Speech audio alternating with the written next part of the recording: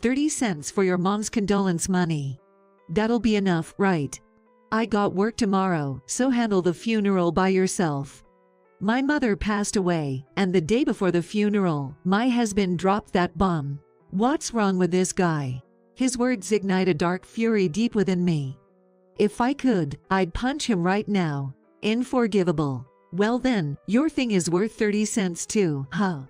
I've decided to get the ultimate revenge on my husband. I'm Grace, 28. I got married to Noah, who is of the same age, just a year ago. We both work full-time at separate companies. We met at a co-worker's singles mixer a year ago. I was hesitant at first, never having dated, and feeling out of place. A colleague insisted, so I reluctantly agreed to join, knowing I was only invited to make the number of people match. I won't be able to liven up the conversation anyway, so I'll just go along and get through it. On the day of the mixer, even on the train ride to the venue, I kept thinking about it. I was more of an introverted indoor person, enjoying hobbies like reading. Maybe because of that, I didn't have many female friends, let alone male friends, which I've never had any. With those anxious feelings, the mixer began. I sat quietly in a corner, sipping my drink, trying to keep to myself. Drinking alone like that isn't much fun, is it? It was Noah who approached me, striking up a conversation. Noah was the most handsome and cheerful person among the participants, but I couldn't understand why he was so actively talking to me. There were other girls there who were prettier and more cheerful than me. At first, I was wary of Noah, who approached me so suddenly, thinking he might be a player. But I got caught up in his conversation skills and gradually became able to talk to him as a friend. Talking with Noah was really enjoyable, and before I knew it, the end of the mixer was approaching. As the mixer ended, he asked for my number. Hey, wanna exchange numbers? Feeling perplexed, I exchanged numbers with him, and we went home for the day. The next day, I received a message from him. I'd like to meet up just the two of us next time. Seeing that message, I wondered if I was dreaming. I had never been invited by a man before, and I thought maybe he was teasing me as a truth or dare game. Really? Well then, sure, let's meet up. Ecstatic at the invitation from Noah, I agreed to meet up. A week later, I went out for a meal with Noah. After that, Noah and I went on several dates, and we officially started going out. Never having had a boyfriend before, I was overjoyed at my first ever boyfriend, and even did a little dance on the spot as I was so happy. I can't believe this is happening. When I went home and told Mom about my boyfriend, she glanced at the fireplace mantel. At the other end of her gaze was my father's portrait, who passed away about 10 years ago. My mom had always taken care of me alone. Seeing her smile at my announcement while looking at my dad made me incredibly happy, and tears welled up naturally. I learned during our dates that Noah had lost both parents at a young age, so he understood the loneliness of not having a father. About 3 months into our relationship, one day Noah proposed to me. I'm so happy. But with Mom and all, I need some time to think.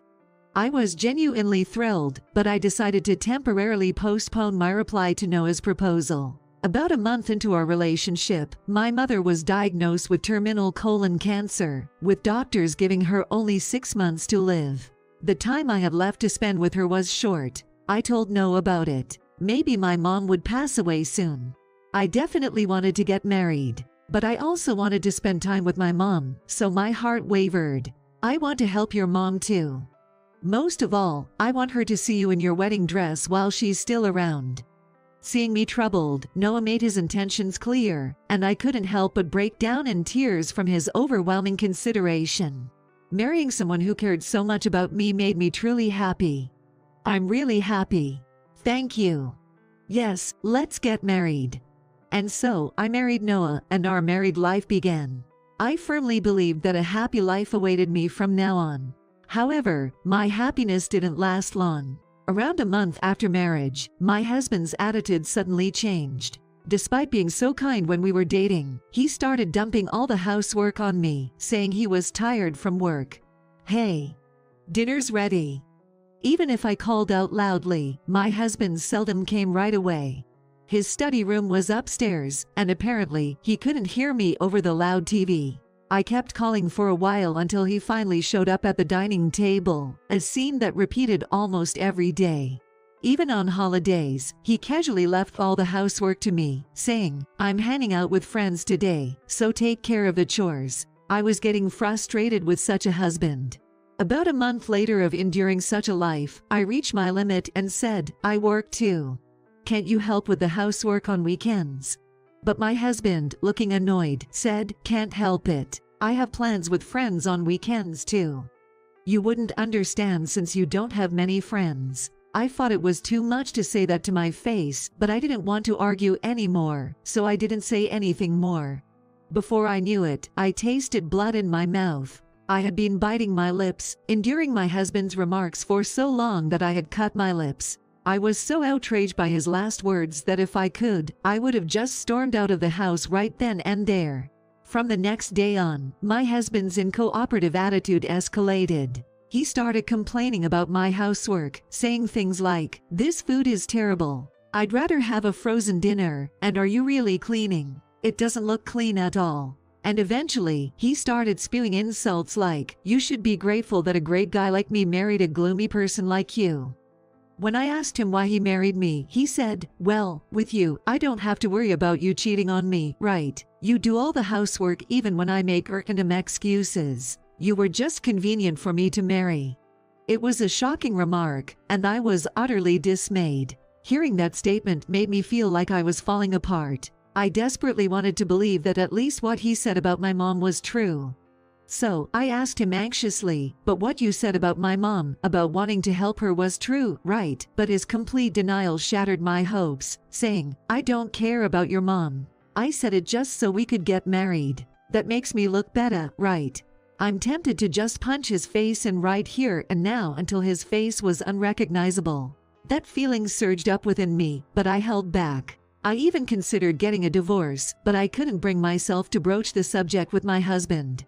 I thought that if I divorced him now after just getting married, I might never get another chance. Then, one day, 3 months later, I received a sudden call from a nurse at the hospital where my mother was admitted. "Grace, your mother's condition has suddenly worsened, and it's critical. Please come right away." My mother had been given a prognosis, so I was somewhat prepared, but when I heard those words, my mind went blank. For about a minute, I was silent, trying to process what the nurse had said. "Got it. I'll be right there." Coming to my senses, I hung up and immediately headed to the hospital. "Mom, at least stay alive until I get there," I pleaded as I entered my mother's hospital room, but she had already passed away. "Why did you have to die before I got here? Mom, wake up. Wake up, please." I knew there would be no response, but I desperately kept calling out to her, unable to believe that my mother was gone. After a while, when I calmed down, I also contacted my husband. "Mom just passed away. Can you come to the hospital?" "No, I'm too busy with work to go." Even though it was his mother-in-law who passed away, my husband didn't bother showing up, saying he had a busy work schedule. The next day, preparations for my mother's funeral began, but my husband was still lazing around at home as usual. It was a Saturday, and he was supposed to have the day off too. I was busy with arrangements with the funeral home and other things related to the funeral, so I thought he could at least help with the housework. Seeing his laziness, I grew irritated and said, "You're a hindrance, so why don't you go out to enjoy yourself like you always do?" I blurted out to him, unable to bottle up my emotions. "If you're going to take it that far, then I guess I'll do so." In response to my statement, my husband smiled and left the house, still grinning. What's with him, going out to have fun at a time like this? What's he thinking? That night, when my husband returned from his outing, I tried to talk to him about the funeral arrangements for the next day. "Hey, about the flow of tomorrow's funeral." "Oh, I won't be attending the funeral tomorrow." Huh. Is he joking? I couldn't understand what he was saying. She's your mother-in-law, you know. It's unthinkable that you wouldn't attend. Can't be helped, can it? I have to leave for a business trip starting tomorrow. If it's about work, I'll call the company for you. I'll ask for bereavement leave. My husband always makes excuses about work.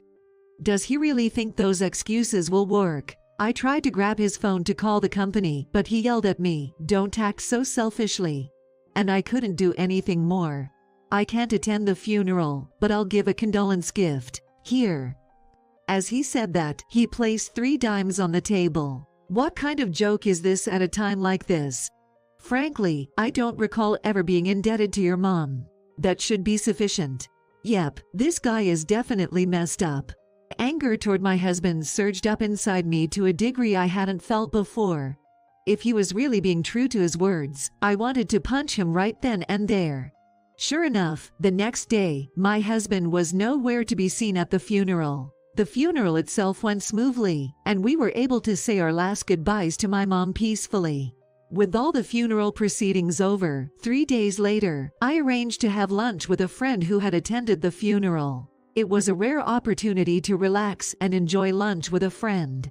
As we finished our meal and began to think about leaving, my friend hesitantly whispered to me, "By the way, Grace, I think it was right after you married Noah that I saw him walking around town with another woman." My friend mentioned this during lunch with an apologetic tone. Huh. No way, right? Maybe you just made a mistake. I brushed it off at the time, but given my husband's reputation for being flirtatious, maybe it was true. 2 days later, while my husband was taking a bath, I took a peek at his phone. Fortunately, he hadn't locked it. He must have been careless, not expecting me to peek at his phone. I decided to check for myself if my husband was really cheating. The messages clearly indicated that both parties were having an affair, with lines like "I want to see you right away" and "I'd rather be with you than with that plain-looking woman." When I looked in the photo folder next, it seemed they were spending a considerable amount of time together. There were numerous photos of them looking chummy together, almost every week. Just as I thought, he was cheating. Then, when I checked the calendar, there were even plans for trips with the affair partner firmly noted down. Wait a minute, isn't this the day of my mother's funeral? Despite telling me he had to go on a business trip during my mother's funeral, he had actually lied to me and gone on an affair trip.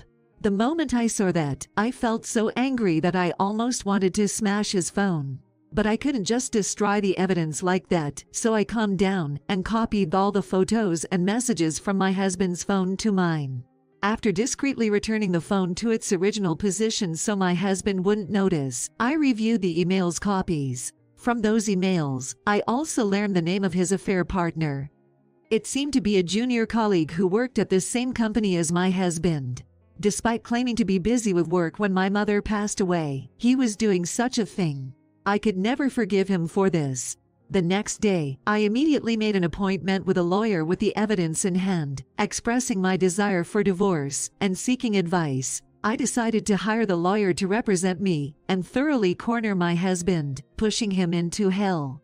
That night, my husband said to me, "By the way, our company's president is getting married in a month, so prepare a gift. The president wants to make it grand, so he said to bring your wife along. Keep that day free, okay?" In a month, huh? Got it. I said I would go to the wedding, but there's no way that's happening. I don't have any grudges against the president of my husband's company, but I have absolutely no intention of going. I decided to cancel last minute like what happened last time, and give my husband a hard time. During that month, I decided to take action to get revenge on my husband. To start, I asked my husband about the dress I should wear on the day. Hey, I shouldn't wear anything weird to meet the president, right? I don't have many good dresses, so want to go shopping with me? I suggested, luring my husband out to buy a dress. My husband went all out and bought me a nice dress, especially for the president's wedding. He would never buy me such nice clothes under normal circumstances. This guy is just hopeless, only thinking about himself. I felt a moment of coldness, but then said, "Thanks. I'm looking forward to wearing this to the wedding." I emphasized to my husband how excited I was for the wedding day, so he wouldn't suspect a thing. Next up, the gift I was asked to prepare was already taken care of. I decided on a monetary gift, so I got a fancy envelope made of fine quality paper, but I only put 30 cents inside. He's not going to bother checking the contents anyway. So, a month later, on the eve of my husband's boss's wedding, I put my plan into action. "Sorry, I have work tomorrow, so I can't make it to the wedding." Of course, work was a big fat lie. Why are you bringing this up the day before?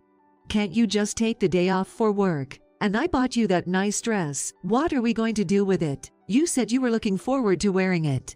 My husband angrily confronted me.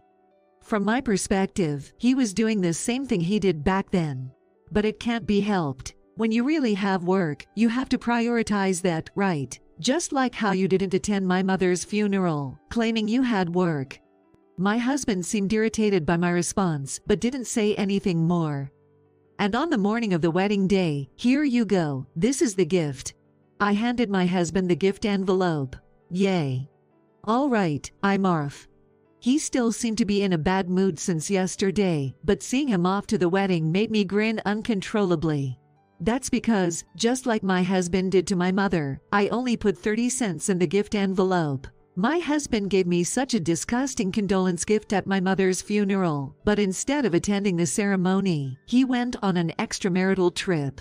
And yet, he still asked me to prepare the wedding gift. Then when night came and my husband came home, he saw me and he suddenly angrily yelled at me. "Hey! What kind of joke is this? You've embarrassed me big time. What are you talking about? What's going on?" I played dumb in response to my husband's aggression. After the wedding, on the way home, the boss called and said there was only 30 cents in the envelope. Is this some kind of mistake? I was completely embarrassed. "But you couldn't even give more than 30 cents for my mother's condolence, right? You said it was enough since you didn't owe her anything." I also don't recall ever being indebted to your company's boss, so I thought this amount was sufficient. I repeated the same act my husband did to my mother back then. What kind of talk is that? The boss pays me well, so we can live a life like this. At least I feel grateful to him. I never thought you were such an ungrateful person, lacking any sense of common decency. I can't live with someone who can't even maintain my dignity. I want a divorce. I clearly heard my husband say divorce. Divorce. Fine by me. Great. I'd rather leave you than live with someone who didn't attend his mother-in-law's funeral to go on an affair trip with his colleague. I said to my husband, without holding back. The moment I mentioned cheating, my husband couldn't hide his agitation, and he had shifty eyes. "Hey, cheating? That's ridiculous. I mean, at that time, I really had work." My husband, stumbling over his words, desperately tried to come up with excuses, but he was in for a rude awakening if he thought he could easily get through this. "What? Did you think I wouldn't notice? Then how do you explain this? You two seem really close. And you're even exchanging emails like this." I confronted my husband, showing him the evidence I copied between him and his affair partner. The emails contained derogatory remarks about me, like I can't imagine having a kid with that ugly woman. What a pooh kid if it ends up looking like her, and I wish I had more days off. If I say I'm going out with friends on weekends, she won't say anything. I read out these emails to my husband and said, "Looks like you've been making a fool out of me behind my back." Still want to deny it. My husband, who had his emails, photos, and plans copied, couldn't say anything in response to my questions. "I haven't forgotten what you said to me before about me being a convenient woman. Even though I was happy about getting married at the time, I didn't want to get divorced, so I just endured it when you said that. But to think you were cheating on me too. I'm not someone who will keep taking it forever, you know." I couldn't help but get emotional and raise my voice as I reminded my husband of what he said back then. But he remained silent, refusing to answer any of my questions. "If you can't say anything, that means you're admitting it, right? Oh, by the way, didn't you mention divorce earlier? Then sign this divorce paper. Oh, and about the cheating, I've already consulted a lawyer and will be seeking compensation from both you and your lover," I said, and my husband readily admitted to the affair. "Fine. By the way, how much?" he asked. "I'm asking for $30K from you and $10K from your lover. By the way, I'll be sending a letter to your lover demanding payment." I informed him of the compensation amounts. My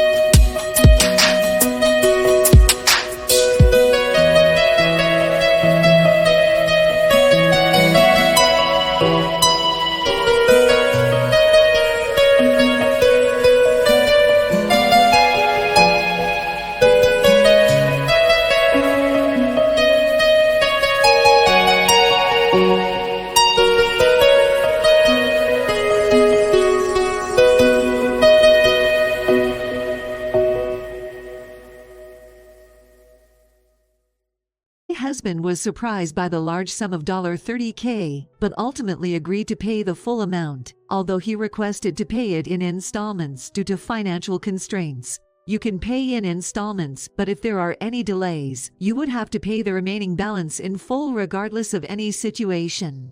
I agreed to accept his request, adding that condition. "Okay, it's a deal. I'll definitely pay," he said. The conditions we both presented were accepted, settling the matter for the time being. "Oh, by the way, could you make a call to your mistress? I know her name, workplace, and age, but I don't know her address," I asked. "Well, about that, it's a bit." My husband tried to defend his mistress even at this point. "What are you saying? Just make the call already." I yelled at my husband, who then hastily dialed his mistress's number. "It's me, but there's someone who wants to talk to you." My husband handed me the phone. Although I was about to lose my temper, I remained calm and ruthless as I spoke to my husband's mistress on the phone. "Hello. This is Grace, Noah's wife. I'm sure you've always taken good care of my husband. I have something I need to confirm." As soon as I took over the call from my husband, his mistress must have realized that their affair had been exposed. "I'm really sorry. I knew I was doing something wrong, but I couldn't stop," she said tearfully, apologizing. Well, there's no need to apologize. I'm sure you had a good time, didn't you? More importantly, could you tell me your address? I'd like to send a letter regarding this matter." However, I ignored her apology and firmly informed her that I would still be demanding compensation, and I asked for her address. The next day, I had my lawyer send a letter to the address I obtained regarding the matter at hand. 2 days later, as I was packing my things to leave my husband's house for good, he apologized, saying, "I'm really sorry. I regret everything. It's too late to apologize now. The humiliation I suffered back then will never heal, and I'll never forgive you.